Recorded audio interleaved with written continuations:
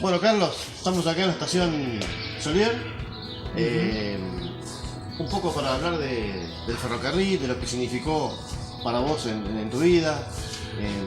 ¿Qué nos puedes contar? ¿No? Bueno, vos sabés, Daniel, que yo soy un ferviente hincha del ferrocarril.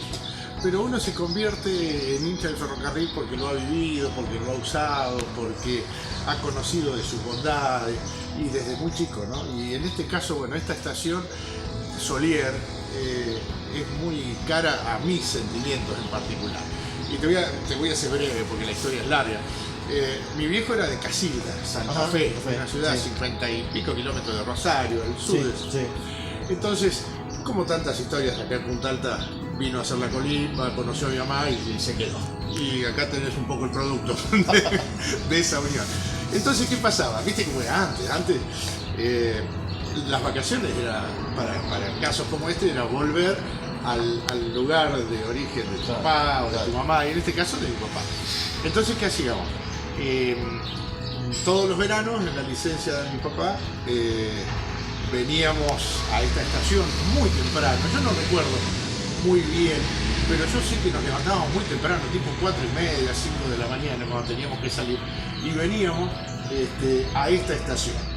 Y el tren venía de allá, venía de la Pedro Punta Alta hacia acá. De la Peadero Punta Alta hacia acá. Sí. Bueno, y yo aún me veo, ¿no? Cierro los ojos y venía. La Coquerin. Vos sabés más que eso, vos sabés más de que yo. Pero veía semejante monstruo arrimarse y pasar por acá y estacionarse, y ahí comenzaba. Ya el sueño comenzaba donde lo veía, ¿no? Entonces veía si se frenaba acá. Y ahí subía, y ahí comenzaba un poco a desarrollar todos nuestros sueños. Y de aquí se partía hacia Rosario. Hasta Rosario. La primera estación, Bajondo, Paso Mayor, exactamente. Falcón. Exactamente, hacia Bajondo. Y bueno, y ahí, después seguíamos y llegábamos al otro día, por supuesto, pero era toda una linda aventura, porque cuando uno dice aventura, toda una aventura, es como que no sabés qué te iba a pasar. Una linda aventura, porque íbamos cómodos, se tardaba, claro, porque no eran los trenes. Bueno, tampoco se ha modificado mucho. Era más rápido antes, exactamente. Y bueno, y así comenzaba. Por eso te digo que. Y parábamos en Vigán, que era una estación muy cerquita de Casilda. Sí. Bueno, y ahí nos iba a buscar, qué sé yo, era un Renault Gordini, me acuerdo. Pero esa era la historia y un poco el génesis del por qué a mí me gustan los trenes. Que lamentablemente, bueno, esto se levantó por vaya a saber qué decisión trasnochada de los políticos de turno. Sí, la época de las estaciones 90 fue que se activó gran parte de los ramales argentinos. Vos sos estudioso del tema. Entonces, y lamentablemente hoy ya no lo tenemos más y tenemos esto reducido a una estación ya sin uso ferroviario, que bueno, funcionan algunas dependencias municipales con, yo diría, con algún déficit de mantenimiento no muy agudo, pero hay algunos detalles que se podrían tener en cuenta como para mantener este tipo de cosas. Pero bueno, ese es el motivo. Así que el tren formó parte de tu infancia, digamos. Sin ninguna duda. Tiene un significado especial. Por tu familia, por el lugar donde vinieron. Por todo. Es más, de chico yo vivía el 9 de julio al 100. Al 100, sí. Y allí, vos sabés ahí termina la reja. Ahí termina la reja. Había una cabina, en la época de Chapa, ahora quedó nada más que el cambio. Había una cabina. Sí. Y había ¿La recordás? Sí. Te iba a contar esa otra parte de la historia mía con el ferrocarril. Sí. Y yo sabía los horarios que pasaban. Mirá. Entonces me iba hasta ahí. Y me agarraba la reja de chiquito, 6, 7, 8 años, me agarraba la reja, me llevaba también. Claro. Y veía pasar ese monstruo que iba hacia Bahía. Tampoco pasa más. No pasa poco. Y bueno, esa es un poco la historia. Creo que yo también, mi infancia está vinculada con el tren, yo vivía en un Juan Vicente López, en una estación ahí a una cuadra, y de chico mi mamá me llevaba a la calecita, que estaba al lado de la estación, y bueno, ahí veía el suburbano, que bueno, que era la línea Belgrano, que era de Retiro hasta Villa Rosa, y también verlo todos los días te va generando como una sensación de pertenencia, además. El sentido de pertenencia. Sí, Y además sí, yo pienso en los papás, como los nuestros, que nos llevaban, y hoy no tienen a dónde llevarlos, ¿no?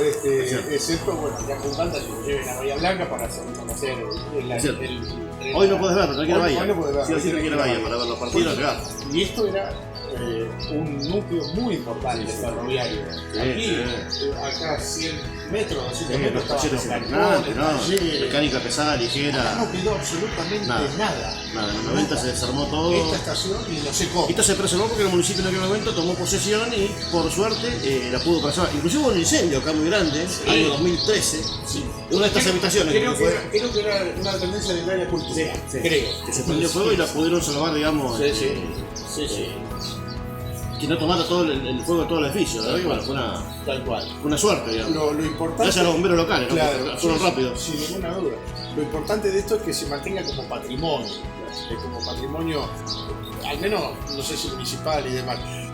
Aquí, bueno, se ha asfaltado, se ha puesto una capa de asfalto frío sobre lo que eran las vías del ferrocarril, para hacerlo de alguna manera un corsódromo y demás.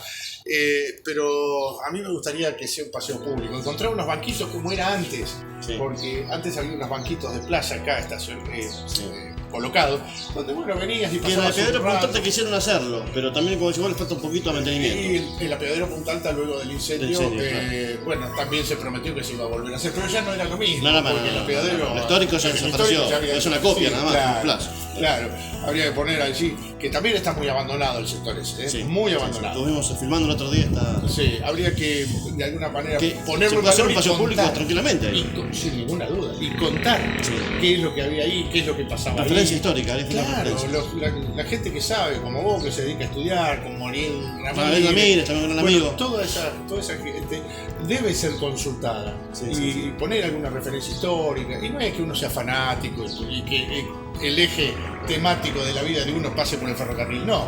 Cuando hablamos del ferrocarril hay que contar de alguna manera son historias de vida, lo que era historias de vida del pueblo, de la ciudad, ¿no? Exactamente.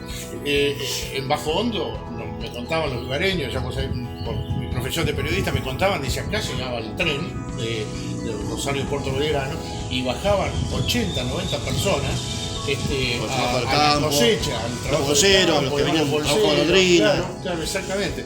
Y bien, los tiempos cambiaron, pero bueno, ya el tren no pasa más, la historia indica que lo vimos el día pasado. Inclusive Bajo Hondo tuvo 2 estaciones, operativas. Claro, exactamente. Hasta 77 tenía la Roca y la del... Por eso te digo, son decisiones que me parece a mí erradas, parece a mí, uno lo habla desde otro lugar, pero bueno, ojalá, yo lo veo casi como una utopía, ¿no? Pero ojalá cada tanto se reflota algún proyecto para que vuelva algún servicio ya más moderno, tipo coche motor, más liviano, por supuesto, obviamente más económico. El recorrido a Bahía Blanca, Punta Alta Bahía Blanca era bárbaro. Si bien en los últimos tiempos era muy lento, porque el giro que corría 60 kilómetros. Inclusive no había mucha gente que lo tomara.